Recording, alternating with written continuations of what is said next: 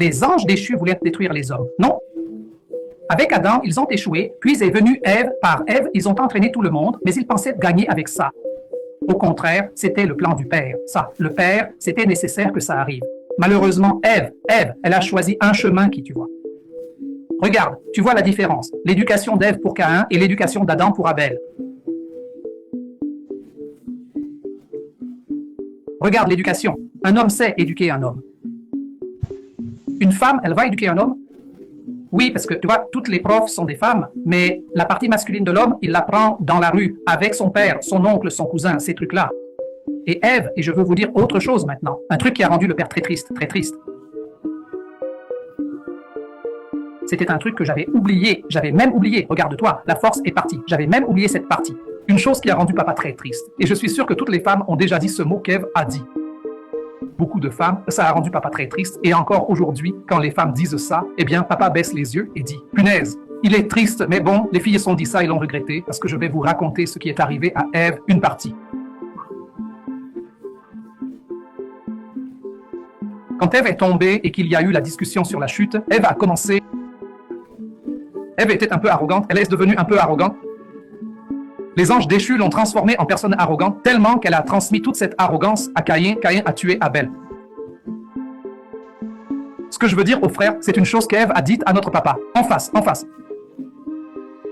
Je ne vais pas dire, Ève, je vais te dire un truc, c'est compliqué ce qu'elle a dit. C'est une phrase qui se répète encore aujourd'hui. Eva, après sa chute, le père a essayé de changer les choses. Tout le monde a essayé. Sa sœur a essayé de changer Eva. Tout le monde a parlé avec Eva, mais rien n'y faisait. Il n'y avait plus rien à faire. Eva a basculé du côté des déchus, rien n'y faisait et tout le monde a essayé. Mais le jour où le père lui a parlé, elle l'a regardé droit dans les yeux et lui a dit « Écoute, je n'ai pas besoin de toi. Je n'ai pas besoin parce que le père, le Messie l'appelait ainsi, fils de l'homme. » Alors le père, Eva lui a dit en face « Je n'ai pas besoin de toi.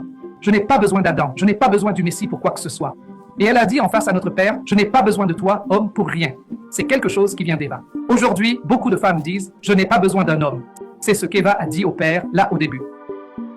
Pour que tu vois comme c'est compliqué, ce qui a vraiment contrarié le père, c'est ça. Le père avait tout fait. Il était bon, il avait tout fait. Et Eva l'a regardé en face et lui a dit « Je n'ai pas besoin d'un homme.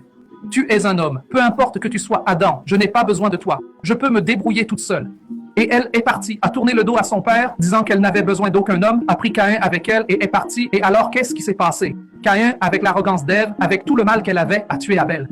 Et c'est la faute de qui? D'Ève, parce qu'elle ne l'a pas éduqué comme Adam a éduqué le garçon. C'est très triste. Quand vous dites que vous n'avez besoin d'aucun homme, vous oubliez que le Messie l'a dit clairement, le Père l'a dit clairement, l'homme est à l'image du Père. Si vous dites que vous n'avez besoin d'aucun homme, que ce soit votre frère, votre mari, votre oncle, quand vous dites ça, chaque homme sur terre représente le Père. Vous lui parlez directement. Si vous n'avez besoin d'aucun homme, comme Ève n'en avait pas besoin, alors vous n'avez pas besoin du Père pour être sauvé. Je le dis toujours. Alors réfléchissez bien avant de dire ça. L'homme, le Père, n'est pas l'ennemi de la femme. Il ne l'a jamais été. C'est la femme qui a choisi ce chemin. Et il semble que tout ce qui s'est passé au début avec Ève se passe maintenant à la fin des temps, exactement pareil, aucune différence. Alors vous savez ce qui s'est passé, non? Elle a choisi le chemin des anges déchus.